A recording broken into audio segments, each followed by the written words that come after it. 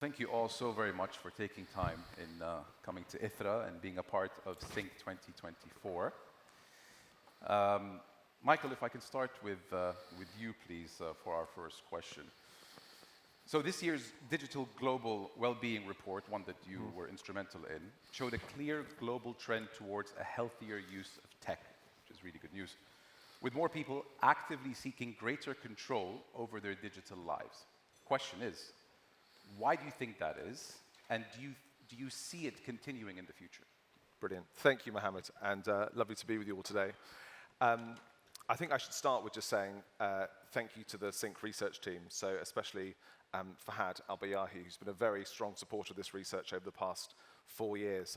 Exactly to your question, we started doing this work kind of 3 or 4 years ago. In 2022, we did our first study, and at that time, we were still recovering from the pandemic. I mean, I think all of us had found that technology was an important way for us to cope with the pandemic, to deal with some of its negative influences that we could help. But actually, returning to normal was hard. And I think we kind of acknowledged that in our research.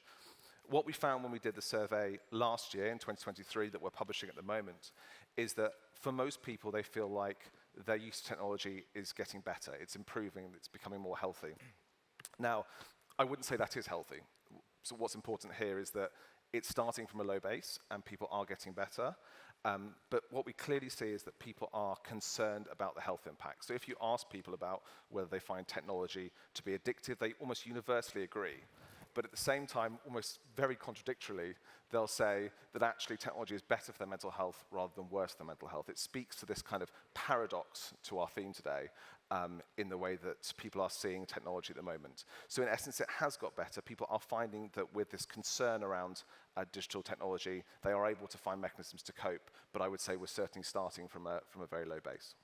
So just on the point of the paradox, the study showed that 56% of respondents to the survey believe that they have used AI, while 68% don't even understand AI.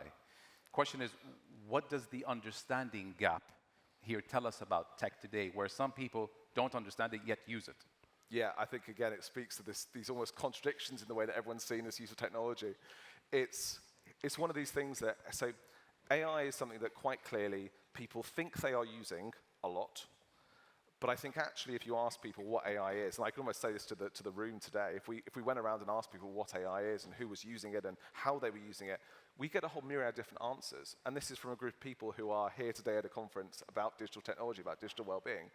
So AI is a poorly understood concept. It's a very important one, though. It's one that people are talking about quite a lot. And I think one thing I would just emphasize with this confusion or this difference around AI is it is something that generationally, we are seeing clear differences globally.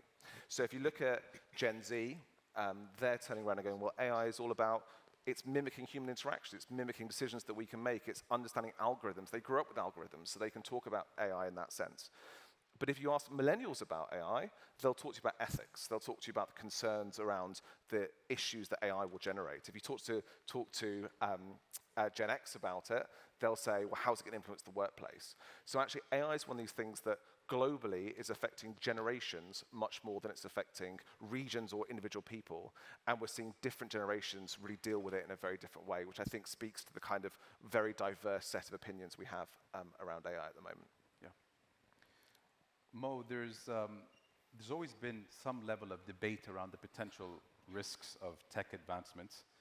I've seen you speak about it. I think I've watched every podcast you've ever been on.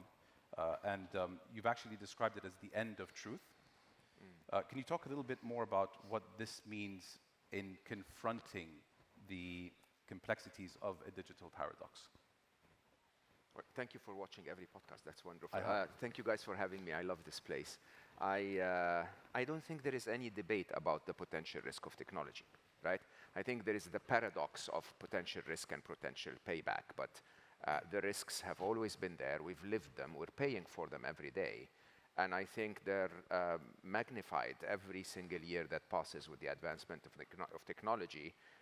We're really getting risks on steroids, if you think about it. And I think the reality is that, when you talk about artificial intelligence, how many people used AI? Yeah, we say 64 or 62% or 50%, 56%, how many people are used by AI? Every single one of us.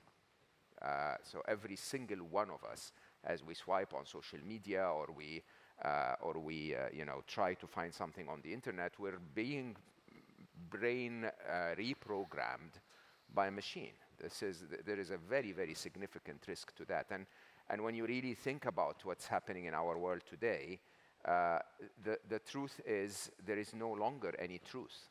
There is no longer any truth because from one side, your view of the world is highly biased by how you train your algorithm. And so if you're a believer in one thing or the other, somehow you start to believe that the whole world agrees with you because content around that topic starts to pop up in your feed all the time. And as a result of that, you are more and more and more brain programmed, if you want, to follow what the machine is teaching you. Now, here's the interesting side of all of this. If you ask me what was the most wide-scale deployment of AI so far, in the last 10, 15 years, since we started to figure out things like, deep learning, we've used it and trained it to manipulate human minds. Its top skill is to convince you to do what you don't even know that you're being convinced to do anymore. And somehow that risk continues to escalate. Now, what does that mean? It basically means, believe it or not, that we just need to deploy our intelligence a little more in terms of becoming aware that not everything that you see is true. Last I looked, there were 60,000 Instagram influencers that are not human. Okay, if you've seen the last, announcement by ChatGPT, by OpenAI about ChatGPT 4.0, it is the movie Her. It even sounds like her, right? When you look at Gemini and the announcements in Google I/O, fantastic product, but it's now being built into everything. So, it's part of search, part of photos, part of news, part of this, part of that.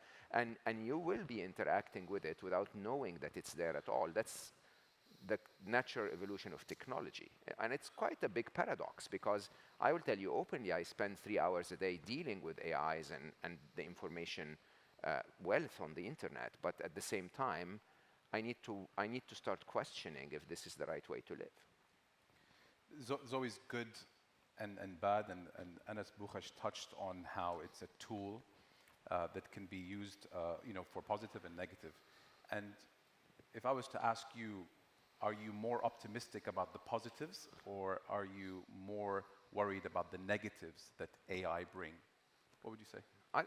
I've always made my statement very clear. One, there is absolutely nothing wrong with AI. Zero, nothing wrong with AI. It's the way humans use AI that is wrong.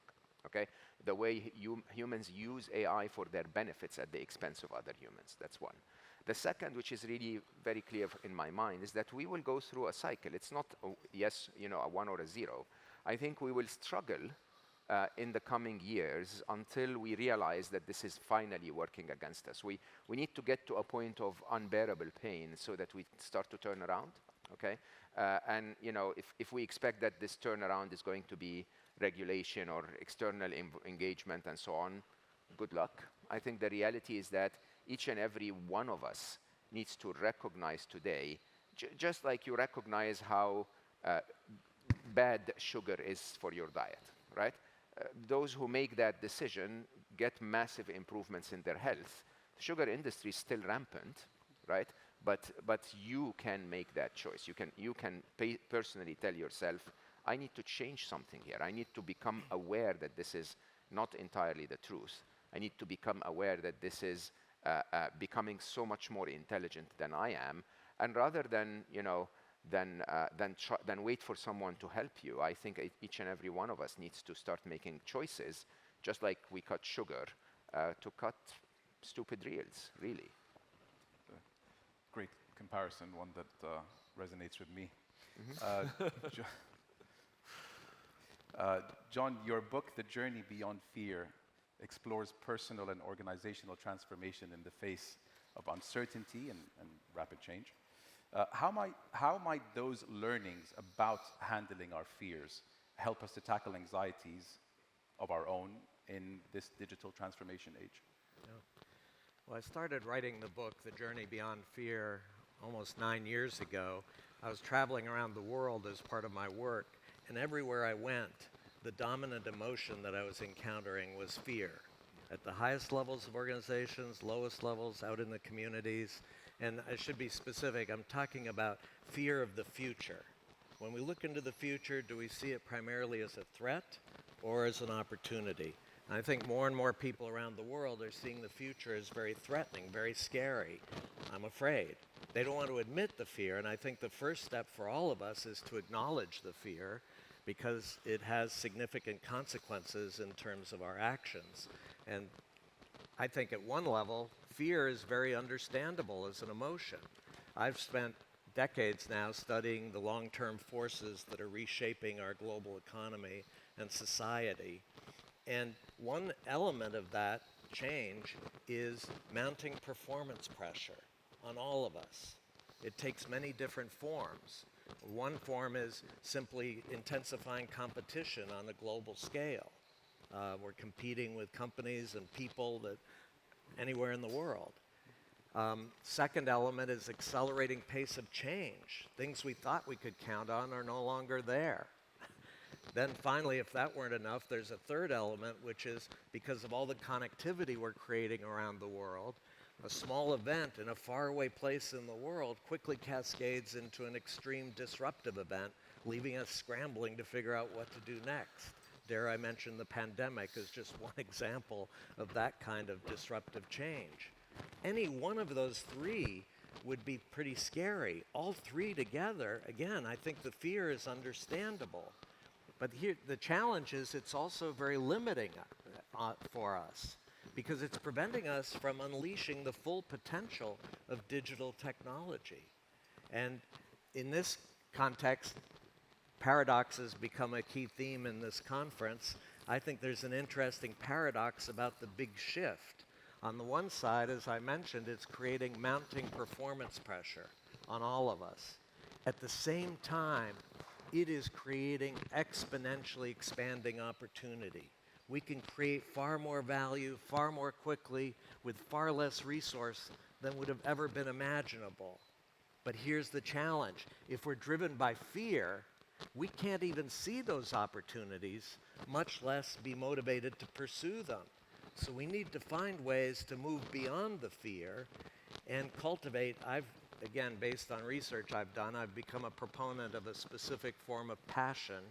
I call it the passion of the explorer. I believe we all have the potential within us to draw it out and pursue it. But if we can find that passion of the explorer and pursue it, we can now be positioned to address the exponentially expanding opportunity that's being created by technology. But I think the key point of a lot of my work recently is that emotions play a central part in being human. And unfortunately, we've increasingly come to take the view of emotions are a distraction. You know, just focus on the data and the analytics, and that's where the truth is. Well, no, the truth starts with our emotions. If we don't understand what's motivating us to act, we're going to be at a loss. And I think we all have the potential to draw out that passion of the explorer to motivate us to address the opportunities that are being created by digital technology. John, you worked on a zoom-in, zoom-out strategy, a method favored by some of the world's most successful digital technology companies in navigating the complexities and uncertainty in general. Can you just give us a synopsis on what the strategy entails? Sure. As context, I've been in Silicon Valley now for 44 years and had an opportunity to work with some of the most successful technology companies in Silicon Valley. And many of them pursue a strategy that is very different from the strategy that most traditional organizations pursue. They've never given it a name. I call it zoom out, zoom in. But the interesting thing about this strategy is it focuses on two time horizons in parallel. One time horizon, 10 to 20 years. That's the zoom out. And it says we need to look ahead 10 to 20 years and anticipate a really large opportunity, an exponentially large opportunity that could completely transform the business we're in. So that's zoom out. Zoom in, very different time horizon, 6 to 12 months. And on that horizon, the questions are, what are the 2 or 3 initiatives, no more, 2 or 3 that we could pursue in the next 6 to 12 months that would have the greatest impact in accelerating our movement towards that bigger opportunity? And do we have a critical mass of resource in the next 6 to 12 months to support those initiatives? And how would we measure progress? Interesting thing. So zoom out, zoom in. 10 to 20 years, 6 to 12 months. Where do most traditional organizations spend their time on strategy? It's the 5-year plan. Year 1, year 2, year 3, year 4, year 5. That's our strategy. Interesting observation. The companies I'm talking about spend almost no time on 1 to 5 years. It's either all about 10 to 20 years or 6 to 12 months. Their belief is if they get that right, the 1 to 5 years will take care of itself over time. And I think it's interesting on many levels, but one value is that, you know, if you take a 5-year horizon, you can pretty much convince yourself that 5 years from now, you're going to be the same business or organization you are today. There'll be some modest changes, but basically the same business. If you go out 10 to 20 years and you really understand exponential change, and you believe you're going to be the same business or organization that you are today, get back to the drawing board. You haven't understood exponential change. So it forces leadership out of their comfort zone and forces them to really think about the changes that are going on in the world today. And it also focuses on action. I mean, I think many of you have participated in these, blanking on what they call them now, but the scenario planning, scenario development exercises where you get the leadership to go off to an offsite and creatively think about the future, you know, future 1, future 2, future 3. Maybe we'll even, you know, pick one that's the most likely future. And then we go back to work. Meeting is over. Get back to work. It's a theoretical conceptual exercise.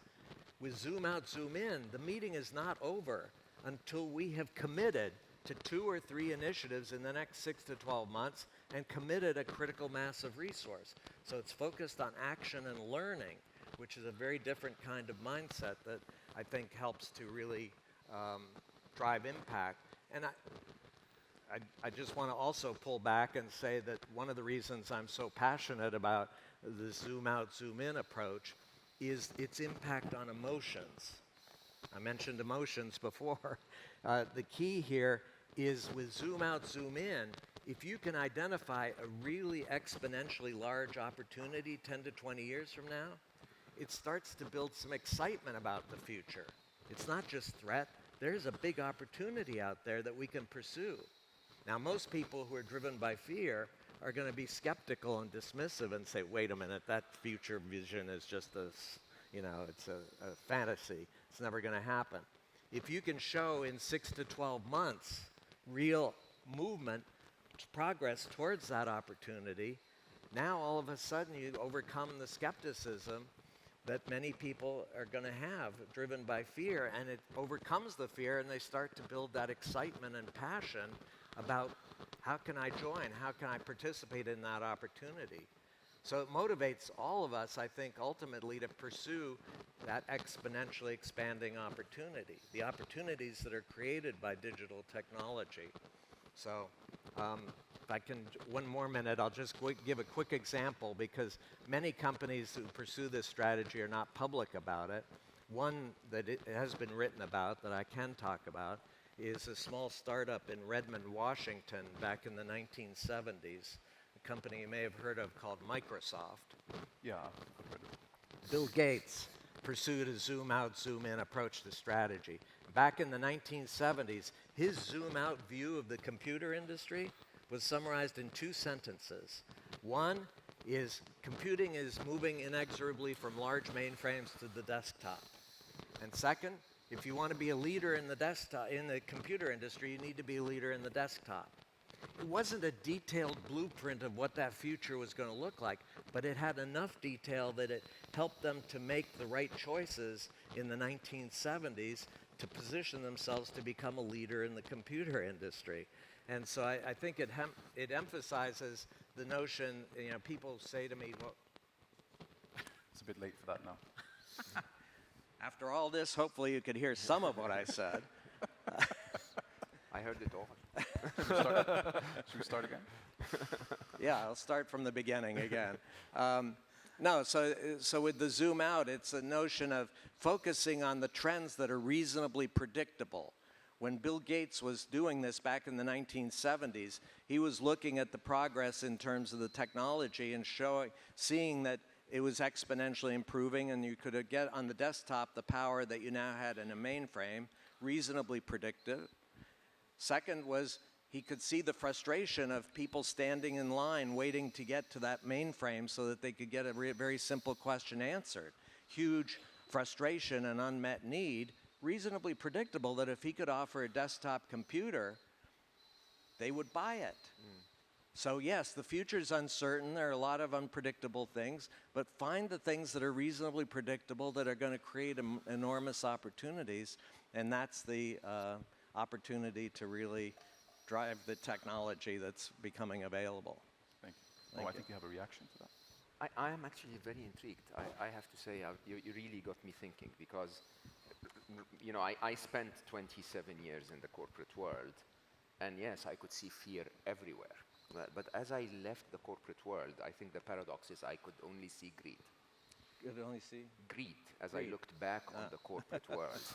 And you're right to say it's always emotion, right? And I have to say, I'm really brainstorming out loud here, because the interesting side of all of this is systemic bias. Like, why are we doing all of this? Like, why do we, I mean, at the time when Microsoft started, and I worked at Microsoft in the early years and worked with Bill Gates and learned a ton, we needed all of this. We needed the tech, we needed all of the advancements. You know, when the internet started, we needed all of this. I'm now at a point in my life where I'm saying, this is really cool. Like, this life is amazing. Why do we need to make it faster? Why do we need to make it cheaper? Why do we need to make it more efficient? Why do we hand over everything to artificial intelligence to cut the cost of call center agents at the beginning? Like, why does that matter? And I have to say, I'm actually not making a comment. I'm really intrigued if we are missing the change of context. That the paradox really is that this is it. Like, we've made it. Can we chill and enjoy all of this? Or is there any reason other than greed to continue to run and continue to grow and continue to create, you know, more and more and more? I don't get it. I honestly don't. No, it's interesting. I mentioned the limiting factor of fear, the emotion of fear. And if you're driven by fear, there are many consequences. One is you shrink your time horizon. All you can do is focus on today. Forget about the future. It's too challenging already today. And you adopt a win-lose view of the world. Yeah. It's either I win or you win. We're not going to have a win-win view. And so it fosters that greed that I think is very scary and very limiting, again, in terms of the potential for people to really harness so I'm sorry, I have to quickly also reference the artificial intelligence comment. I think every talk here has to mention artificial intelligence at least once. In artificial intelligence, I deal with leaders of large organizations around the world, and I'm going to generalize and summarize, but the general question I get from leaders today is, how quickly can I automate? And how many jobs can I eliminate? Exactly. Because it's that greed of cutting costs, right? All I want to do is cut costs. What if we took those people who today are consumed by routine, tightly specified, highly standardized tasks and freed them from those tasks by letting AI and other technology take over that aspect of work and focus everyone on how to be more innovative and creative in their organizations? everyone, not just in research labs, but in maintenance facilities, in you know, all aspects of a business. And so I think that's the missed opportunity, again, that because we're driven by fear, and it's just cut costs and greed, and versus what opportunities are waiting to be addressed. Michael, how do you react to that, the fear-based scenario planning that John touched on, in addition to what Mo said about how, I don't know, it feels like we have all the tech we'll ever need. Yeah. You know, we don't need it to be faster or cheaper. Any reactions to both Yeah, those no, things? certainly. And I think one thing that was just coming to mind when you were both talking about that was, I mean, if you ask people straight out, is AI going to be a force for good or not? They broadly think it will be. So about 70% of people say AI will be a force for good going forward. That being said, a majority of people, again to our point about paradoxes, a majority of people right now would pause the development of AI if they could. Now I know the genie is out of the bottle and that's not going to happen, but at the same time, what we are seeing here is almost a contradictory element of, I believe AI will be good in the long term. I'm concerned about my job. I'm concerned about the impact that's going to have. But actually, if I could just take a second and pause, I would do that. And I think that's what that is saying with those data points. So really, I think when you start talking in terms of long term, when you start getting into this element of fear and what that might mean, you do see people thinking twice about AI and actually looking past this very immediate, oh great, I can do these things on my phone that I could maybe or maybe not otherwise do, and start thinking about it in a very different way. So I certainly think that's coming out in the data. But of course, like, the problem with this is not your usual conversation. This is not the conversation people are having over their dinner table every night and in this kind of manner. So actually, talking about it in this way, I think people will become more aware of it, and we'll start to see those views change in the longer term as people become aware of the potential implications of what is happening. It is scary because in my field of work, just when I thought I'm not replaceable as a podcaster, I have a podcast, it's in English, and my editor 2 weeks ago sent me a clip of our previous guest, which was all in English, an hour and a half. He wanted to flex his AI muscles on me, so he sent me a 30-second clip of her speaking in Arabic. I was like, what does that mean for me? Am I going to one day be, which was shocking. She didn't utter a word of Arabic. She's Saudi. But I got a 30-second clip of her speaking Arabic in her voice. So where does it end? What's replaceable? What isn't? I'm just thinking out loud here. But there is, so I'm a podcaster too, and there is a beauty in this. There is beauty in using technology to open the communication between all of us. There is a channel on YouTube that has historical speeches made by non-English speakers, dubbed by AI into English. And when you hear them, you suddenly go like, oh, they're not as bad as we thought they were. They were just talking to their countries in their own language, right? And there is beauty if AI was used to help us communicate better. There is beauty in terms of augmenting my knowledge in the world in a way that gives me 100 IQ points more. Fantastic. But the challenge is that paradox that Michael was talking about. There is stuff marketed into our heads that makes us say, yeah, AI is going to be amazing for us. I think, no, the idea is that what we know is AI has the potential to be amazing for us. And then you ask us and say, would you continue developing it? And we'll say no, because we know that it's not going to be good for us, because the way it's going to be used is going to help more productivity, more capital, more shareholder value, more, cut costs, remove people, and so on. I always publicly say there's absolutely nothing wrong with intelligence, nothing wrong with artificial intelligence, nothing wrong with the growth of technology, nothing wrong with the growth of the internet. The problem is that they are deployed in uses that are benefiting a few and ignoring the benefit of the majority. If AI, like John was saying, was going to give people more time to connect and be creative and innovative, amazing, right? But if it's used, you know, if you conduct a human connection kind of interview and it gets dubbed into 100 languages, amazing. It right? eliminates the language barrier. Yeah, the problem is your podcast producing company one day will say, why do I need a host at all? Maybe I can use an AI that will mimic that. And then very quickly they'll say, why do I even need guests at all?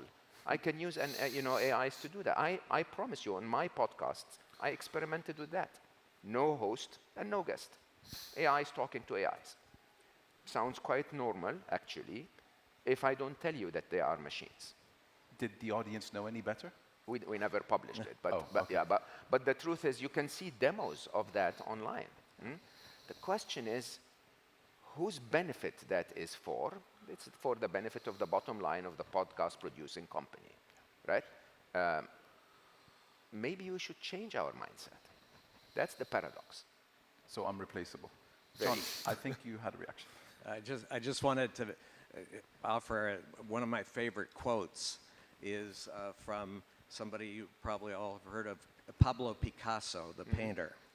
And back many decades ago, he made the observation, he said, computers are absolutely useless. All they can do is provide you with the answers. He said the most important, powerful thing is what are the questions to ask? And yes, there are some routine questions. So in routine processes, you ask one question, then another question, then another question.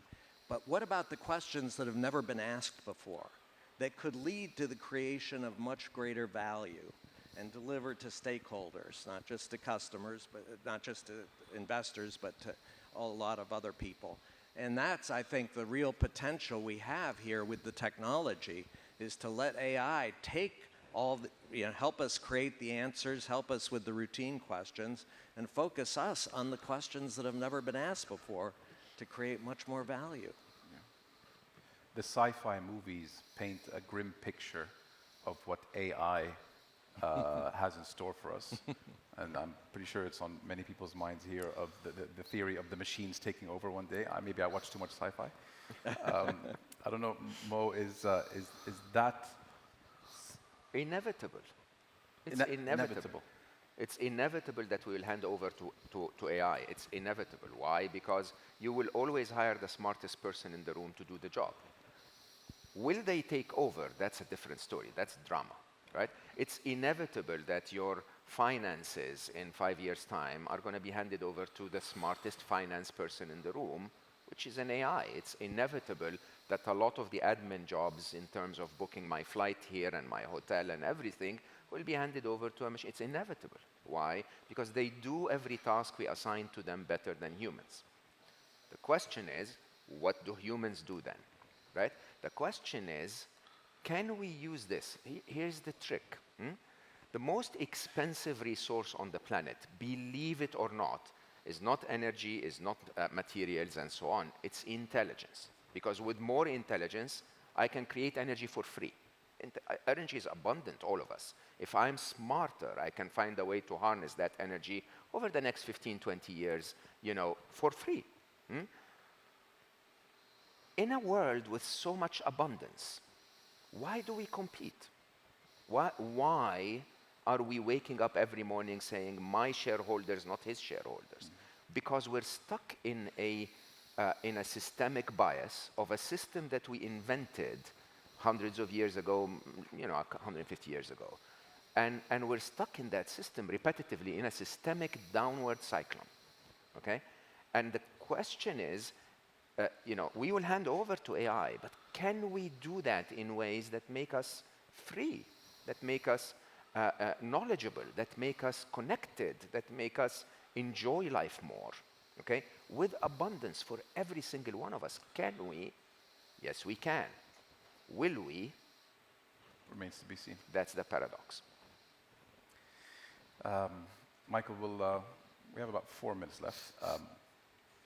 From the study that you worked on with Sync Digital, on the Digital Wellbeing Report of 2023, more optimism to extract from that? Do you feel more optimism looking a few years into the future? I mean, yes and no.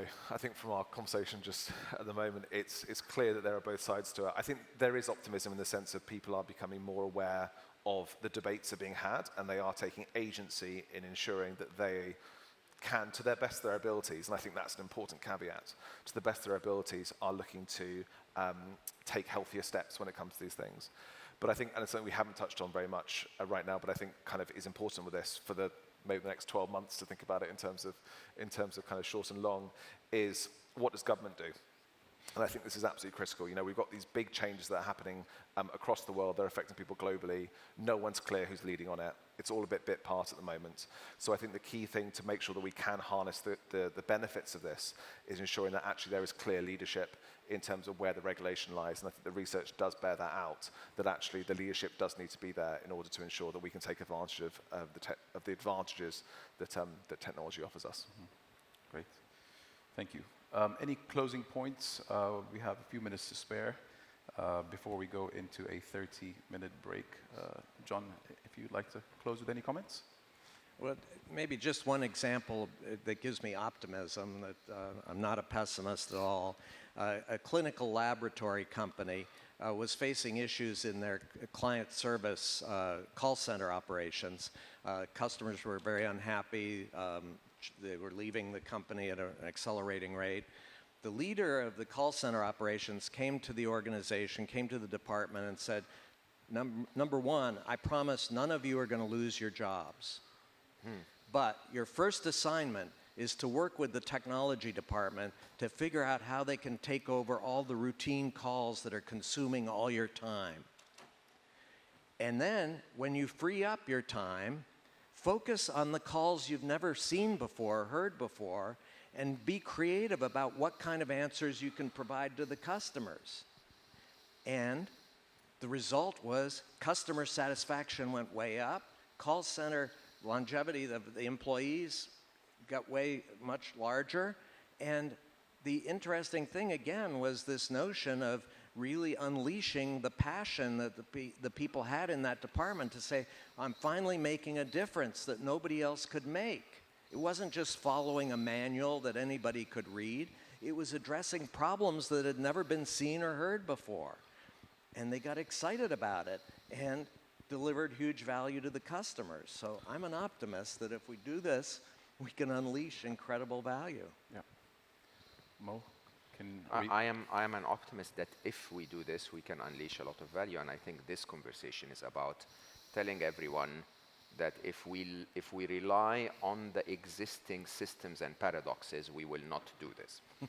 Okay? Yes. That's your If we're key driven word. by fear, Yeah, if we're driven by fear exactly. and hold on to what we have. Your key word is you're not going to lose your job. You're going to have a more exciting job. Yes. Right? Can we do that? Can we do that? Can we actually think in a macro way and say, if all of humanity starts to struggle with losing their jobs, there's not going to be a lot of purchasing power left for all of us to make or create or do anything at all, right? Is there a way for governments, for thought leaders to say, by the way, if we create a world of abundance for everyone, we grow too, right? And I think that the whole concept here is the question of if. If we are still stuck in that systemic bias that worked really well for us so far. The fear.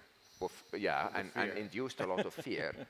Where will we go? And if we start to actually think this is my bottom line, or not of what we can do, but why we do it. Why? How can we improve the lives of everyone involved? And as a result of that, make a lot of money. At Google, we used to call that the toothbrush test, right? Can we make people's lives better with our products, and as a result, get a lot of money? If we can get that thinking going, I think the paradox will work in our favor. Fantastic. I think this panel was a perfect segue to the one that's coming on in 30 minutes, which addresses regulation and autonomy. But for now, a round of applause for my three panelists.